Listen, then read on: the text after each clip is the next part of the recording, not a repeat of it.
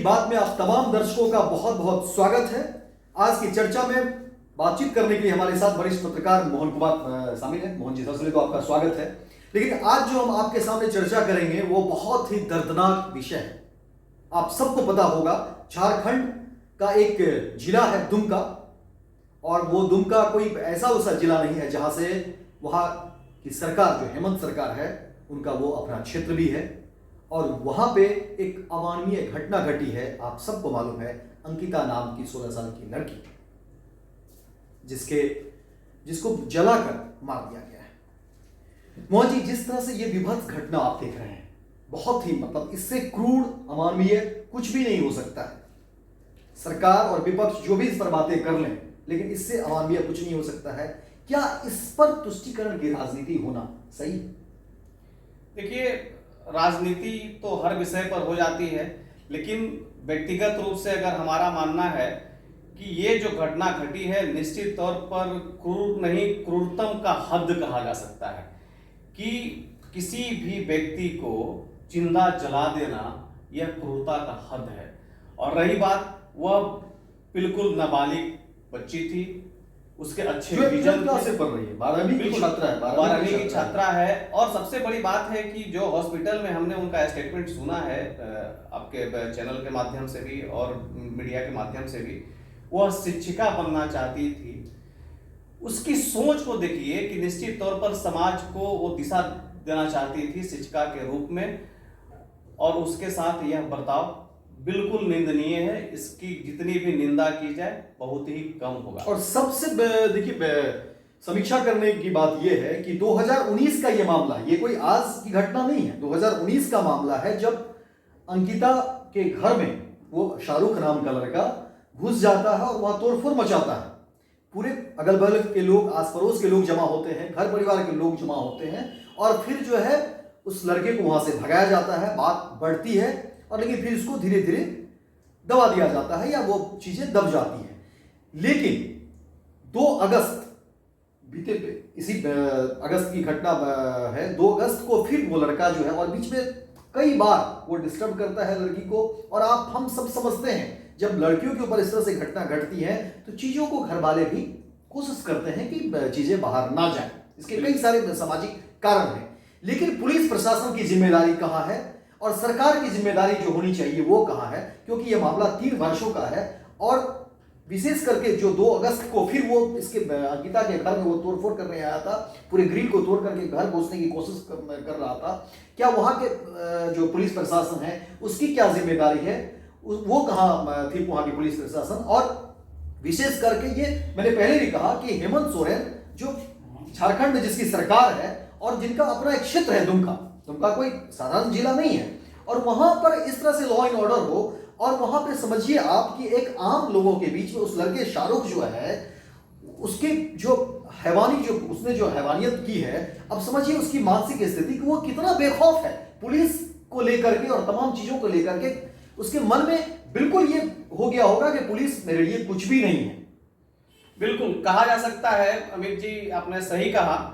दुमका झारखंड की उप राजधानी कही जाती है, और खास तौर पर इसलिए भी जानी जाती है कि ये हेमंत सोरेन जी के परिवार का यह क्षेत्र रहा है। कभी शिव सोरेन भी वहां से राजनीति करते थे, आज हेमंत सोरेन कर रहे हैं। इनके भाई भी वहीं से एमएलए हैं। खास तौर पर यह मुख्यमंत्री का क्षेत्र कहा जा सकता है।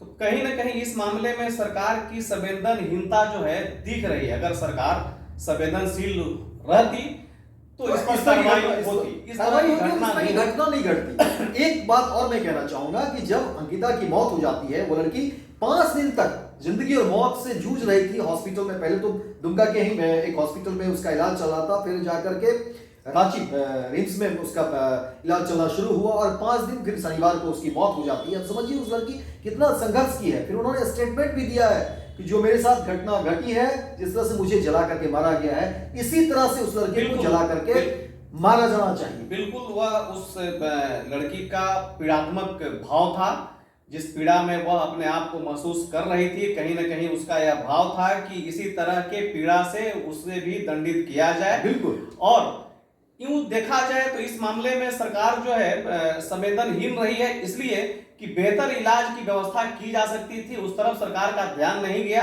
हालांकि बाद में उस परिवार को सहायतार्थ जो है सरकार ने 10 लाख रुपए की राशि मुआवजा की घोषणा की है।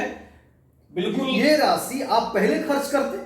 देखिए यही तो वोट बैंक, यही मैं कह रहा हूं कि तुष्टीकरण और वोट बैंक की राजनीति जानकारी मिल रही है कि वह अर्थाभाव में उसके पिता समुचित इलाज नहीं करा पा रहे थे, और जब हॉस्पिटल पहुंचे तो वह इधर उधर जो है एक तरह से कहा जाए सहयोग मांग रहे थे लोगों से। यह सूचना सरकार को थी। फिर भी क्या सरकार उन 5 दिन में, एक तो पहले आपने जो करना था प्रशासन के तौर पे लचर पचर जो भी रहा, आपने जो भी खुली छूट दी नहीं दी, जिस तरह से घटना घट गई, आप इलाज के दरमियान वो जो 5 दिन जो लड़की, पूरे मीडिया जो, ये नेशनल खबर है, पूरे देश में हलचल है। झारखंड में तो समझिए कि बहुत वापों की स्थिति है, लॉ एंड ऑर्डर बहुत ही खराब है, तमाम लोग आक्रोशित हैं। बिल्कुल आपने भी बताया, और अभी ये खबरें आ रही हैं कि इस मामले की जानकारी 2019 में भी लोकल एडमिनिस्ट्रेशन को दी गई थी।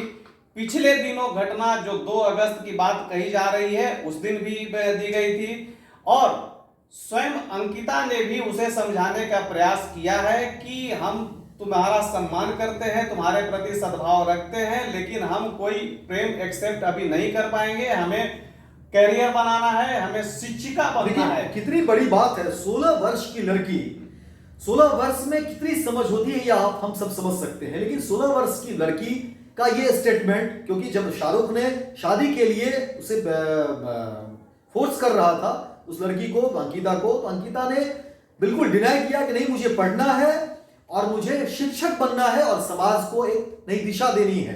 बताइए कितनी हिम्मती लड़की, कितनी प्रेरणादायी वो लड़की थी, और वो कितना बड़ा काम आगे आने वाले समय वो करती।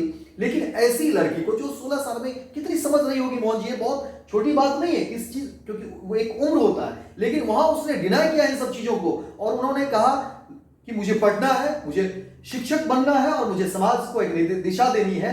ऐसी लड़की जो एक बहुत बड़ा भविष्य हो सकता था बिल्कुल उस राज्य के लिए, यह उसकी सोच थी, और वह झारखंड की भविष्य हो सकती थी, इसमें कहीं कोई इनकार नहीं कह सकता। लेकिन कहीं न कहीं जिला प्रशासन से लेकर के राज्य सरकार के स्तर से भी उसे असहयोग मिला। इसलिए असहयोग मिला कि यह जो है, जब सरकार के लोकल एडमिनिस्ट्रेशन के माध्यम से नॉलेज में आया था, 3 साल पूर्व विवाद था, 3 साल के बाद पुनः यह विवाद जो है विगत दिनों उभर करके आया, उसकी भी जानकारी दी गई। उसके बाद भी कहीं न कहीं प्रशासन का उदासीन रवैया निश्चित तौर पर तुष्टीकरण की ओर इशारा करता है। देखिए मुझे लगता है कि हेमंत सरकार को जवाब देना होगा, क्योंकि ये बहुत छोटी बात नहीं है। 3 साल से जिस लड़की को दबाया जा रहा है, सताया जा रहा है, डराया जा रहा है, और जब लड़की को जला करके मारने की कोशिश होती है, और वो 5 दिन जिंदगी और मौत से जूझ रही है, आप कहां थे, सरकार कहां थी? आप मारने के बाद 10 लाख की घोषणा करते हैं ताकि वोट बैंक बना रहे हैं, लोगों के बीच ये मैसेज जाए कि हेमंत सरकार ने 10 लाख रुपए का मदद किया है। लेकिन क्या जब वो जिंदगी और मौत से जूझ रही थी, वहां आप नहीं थे, वहां मदद नहीं कर सकते थे?